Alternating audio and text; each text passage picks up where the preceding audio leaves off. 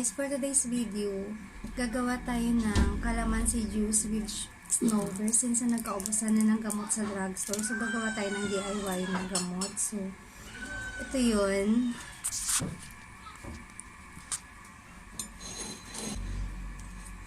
So, ito yun guys. Bali, 6 lang to na calamansi kasi ginawa ko na dati yung 8 pero sobrang asim niya. Tapos 3 snowbird. Tapos, 1 cup lang ng hot water. So, tutunawin ko mamaya yung snowbird niya to. Tapos, 6 na calamansi. Sobrang effective to guys kasi tinuro ko rin to sa kapitbahay namin. So, nangyari gumaling din talaga yung ubo niya. Nakatatlong ganito din siya eh. So, nawala naman yung ubo niya. So, yun guys. Yun yung gagawin natin today. Kasi since na Makati din yung lalamunan ko, inuubo pa ako. Hindi pa nawala yung ubo ko. So, yun. Kailangan natin gumawa nito. Since nawala na rin masyadong gamot sa drugstore. So, yun. Sa inyo guys, kung gusto nyo naman, pwede nyo gawing 8. Pero sa akin kasi 6 lang dahil sobrang asim na hindi ko siya kaya. Tapos 3 snowbird lang. So, yun. Naginit pa ako ng tubig. Papakita ko sa inyo. So, ito na siya guys. Meron na ako mainit na tubig. Tapos, ilalagay lang natin itong snowbird. 3 to. Yan lang natin siya magkain.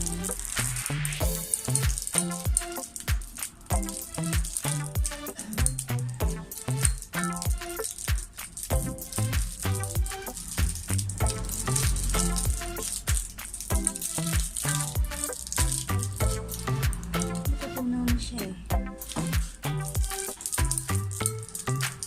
Tumutunog siya. Bakit? Yan, 3.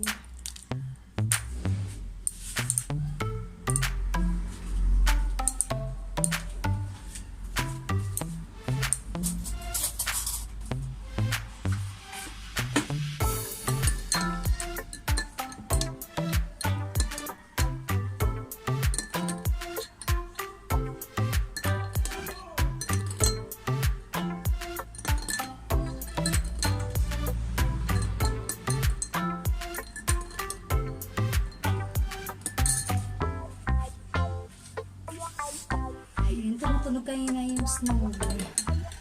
Ayan. Naamoy ko na siya.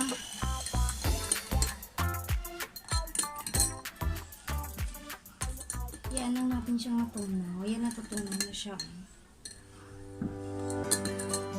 Tapos tiganan natin yung calamansi.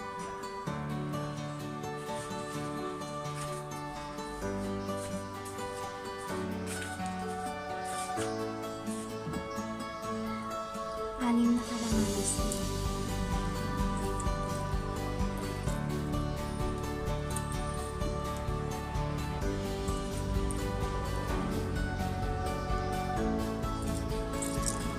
Tapos since na Makati pa yung lalamunan ko, mahilig din kasi ako sa malalim. Tapos kagabi kumain pa ako ng coffee jelly sa sobrang tamis. Makati talaga yung lalamunan ko ng soda. So ito, magkakalamansi ko sa nito. Sobrang effective to guys. Try mo to. Kasi ngayon sa drugs ay nakakaubusan na rin yung gamot ko.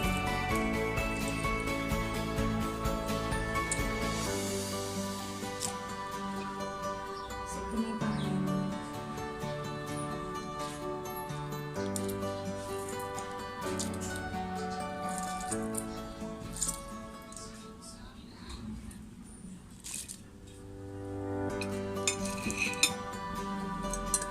So yun guys, natutunaw na yung snowbird. Wala, matutunaw talaga siya. Ayan lang natin hanggang matunaw. As in, mainit yung tubig guys. Tumukulo talaga siya na nilagay.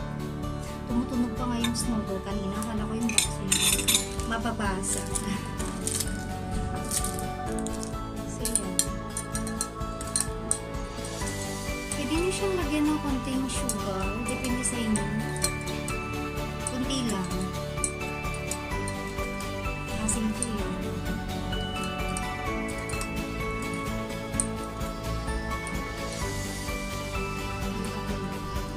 Kaya nang natin ito.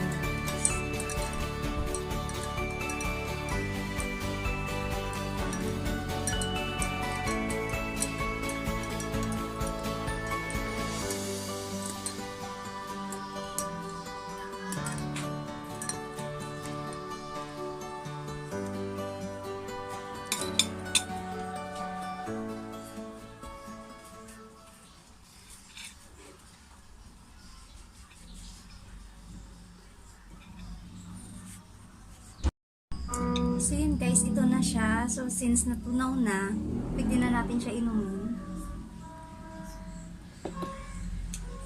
Pangit talaga ng lasa niya, guys. Kung maintindihan yung lasa niya sa snowball. Pero sobrang effective naman to, guys. Tiisin nyo lang talaga. Sobrang sarap sa pakiramdam kasi halo yung lamig sa kaasim. Pwede nyo lagyan ng konting sugar. Depende sa taste nyo, guys. Kung gusto nyo siyang lagyan ng konting sugar, pwede din naman. Pero konti lang, ha. Huwag masyadong matamis kasi baka kakatibin yung lalamunan. So, yun lang, guys. Pwede nyo tong gayahin, guys. Sobrang effective siya. Pinapayo ko din sa mga kapitbahay kasi marami din kasing inuubo dito. So, since nagkaubusan na din ng gamot sa drugstore, pwede ito muna. So, yun lang, guys. Thank you for watching.